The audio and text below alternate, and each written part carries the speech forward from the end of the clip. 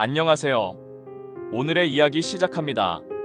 1988년 10월 8일 서울 도심 한복판에서 상상할 수 없는 일이 벌어졌습니다. 그날은 평범한 토요일이었지만 그 평범함은 곧 깨지게 됩니다. 서울 영등포교도소에서 범죄자 12명이 호송 중 탈출하는 사건이 발생합니다.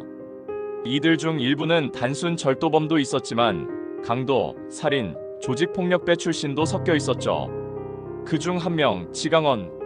당시 35세였던 그는 5번의 전과와 탈옥 시도, 그리고 보호감호 처분을 받고 복역 중이었습니다. 지강원이 탈옥을 결심한 건 단순한 자유에 대한 갈망이 아니었습니다. 그는 억울했습니다.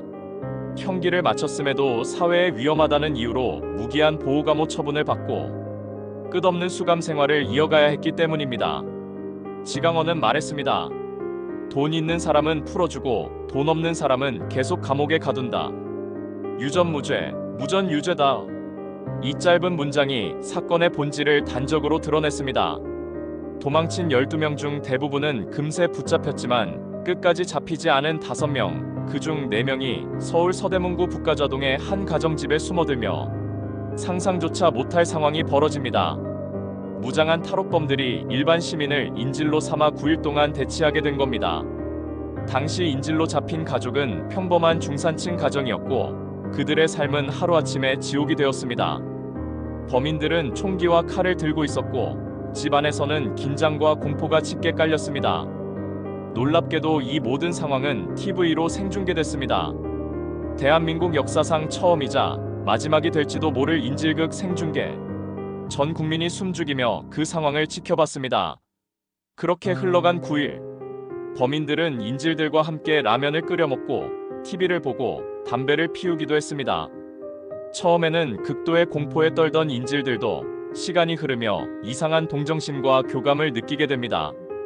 지강원은 자신이 괴물이 아니라 사회의 희생자라고 주장했습니다. 그는 기자와 전화통화를 하며 이렇게 말했습니다. 내가 진짜로 바라는 건 법 앞에 평등이야. 사람들은 우리가 짐승이라고 하지만 난 끝까지 인간이고 싶어. 그리고 1988년 10월 16일 새벽, 드디어 경찰이 진압을 결심합니다. 경찰 특공대가 집 안으로 진입하면서 상황은 급박하게 돌아갑니다. 인질 4명은 극적으로 탈출에 성공하지만 지강원과 동료들은 마지막 선택을 합니다. 지강원은 비지스의 홀리데이를 틀어달라고 말한 뒤 총을 들고 창문 쪽으로 나와 서 있었습니다. 순간 저격수의 총알이 지강원의 몸을 관통했고 그는 그렇게 생을 마감했습니다. 함께 있던 공범 안광술, 한희철은 권총으로 자살, 유일한 생존자였던 김기로는 도주 후 약 2년 뒤 체포됩니다. 사건은 그렇게 막을 내렸습니다.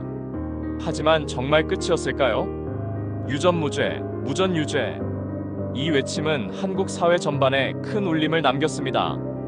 보호감호 제도의 문제점, 법의 형평성, 언론의 생중계 윤리 문제까지 지강원 인질극은 단순한 범죄를 넘어 한국 사회의 어두운 단면을 낱낱이 드러낸 사건이었습니다. 2006년 이 사건을 바탕으로 한 영화 홀리데이가 개봉했습니다. 그리고 지금까지도 지강원이라는 이름은 단순한 범죄자가 아니라 시대의 희생양이자 사회의 거울로 기억되고 있습니다. 오늘의 이야기 어떻게 들으셨나요?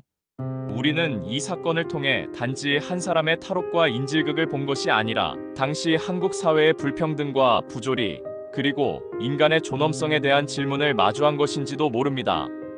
오늘의 이야기를 마치며 다음 이야기에서도 그날 그 순간의 진실을 꺼내보겠습니다.